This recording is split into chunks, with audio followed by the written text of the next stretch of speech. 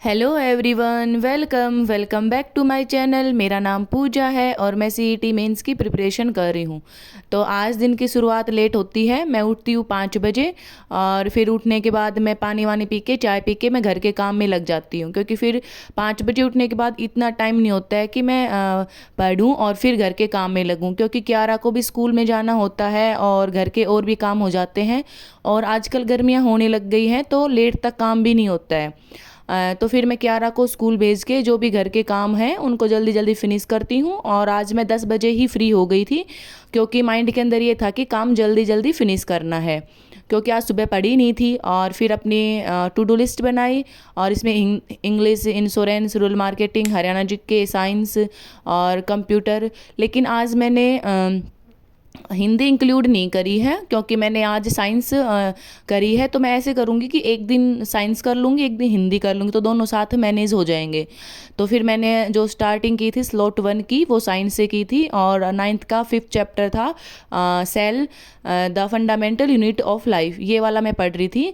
और ये बायो है, तो बायो को करने में थोड़ा, क्योंकि इसके अंदर लर्निंग फैक्ट होते हैं तो इसमें टाइम लग ही जाता है। तो फिर वैसे भी आजकल जैसे कि दोपहर में पढ़ते हैं तो नींद आने लग जाती है, तो मैंने सोचा कि साइंस पढ़ती हूँ तो थोड़ी नींद नहीं आती है मुझे। तो मैं साइंस से स्टार्ट करा था। और जो ये सेल वाला चैप्टर है ये ऑलमोस्ट 1 घंटे के अंदर हो जाता है। फिर उसके बाद ये होने के बाद जो ये है इसके जो इम्पोर्टेंट फैक्ट्स है, ये मैंने पहले जब पढ़ा था तो ये साइड में यहाँ पे लिख रखे हैं। जैसे कि डेड सेल किसने करी, तो रोबोट हुक ने। लिविंग सेल की डिस्कवरी किसने करी, लिविन हुक ने। न्यूक्लियस की रोबोट ब्राउन ने। और जो ये वर्चो वाला क्वेश्चन है, all cells are arise from pre existing cell, ये वाला जब मैंने एस्टेट दिया था तब ये वाला क्वेश्चन उसमें आया भी था। तो स्लॉट 1 कंप्लीट होने के बाद अपना जो नेक्स्ट स्लॉट है मैं वो लेके बैठ जाती हूँ। और यहाँ पर मैं रूरल मार्केटिंग कर रही थी। और रूरल मार्केटिंग में आज मैंने कुछ नया नहीं लिया, लास्ट के जो 2 टॉपिक थे मैंने वो रिवाइज़ करे, क्योंकि मेरा यही होता है कि रिवाइज़ कर करके नेक्स्ट टॉपिक पे जाना, क्योंकि फिर पीछे का भूल जाते हैं, कोई फ़ायदा भी नहीं होता है। और इंश्योरेंस तो मेरा कंप्लीट हो गया है, एक न्यू सब्जेक्ट, तो फीलिंग बेटर। और अब ये जो रूरल मार्केटिंग है ये भी 2 टॉपिक बचे हुए हैं, तो इनको मैं 3 दिन में 2 दिन में करके और तीसरे दिन रिवाइज़ करके रूरल मार्केटिंग को मैं कंप्लीट कर लूँगी। फिर 2 घंटे पढ़ाई करने के बाद मैं सो जाती हूँ, क्योंकि मेरे को बहुत ज़्यादा नींद आने लग जाती है। और उसके बाद मैं 3 बजे के बाद चाय वाय बना के और 3 बजे मैं पढ़ने बैठती हूँ। और उससे पहले मेरी बेटी आ जाती है स्कूल से, तो वो बोल रही थी कि मामा आप पढ़ोगे तो आपके साथ मैं भी पढ़ूंगी। और इसने यूनिफॉर्म भी चेंज नहीं करी थी, और पहले अपनी जो नोटबुक वगैरह है वो लोग लेके बैठ जाती है।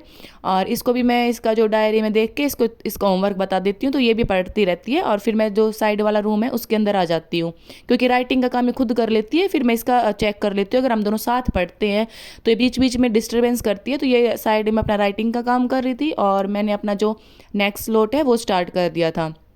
और मैं यहाँ पे हरियाणा जी की पढ़ रही थी। हरियाणा की झीलें, जो ये हरियाणा की झीलें हैं, हरियाणा की नदियाँ हैं, मंदिर हैं, ये थोड़े इंपॉर्टेंट टॉपिक हैं और इनसे हमेशा क्वेश्चन बन ही जाता है। तो इसमें इतने ज़्यादा झीलें विले हरियाणा के अंदर है नहीं। इंपॉर्टेंट एक बड़खल झील है, एक सुल्तानपुर झील है जो गुड़गांव के अंदर है। और मैंने ये करने के बाद जो इसके क्वेश्चन थे वो साथ साथ प्रैक्टिस कर लिए थे। और इसको मेरे को वैसे ज़्यादा टाइम नहीं लगा, हरियाणा इसमें झीलों में आधा घंटे में मेरा ये हो गया था।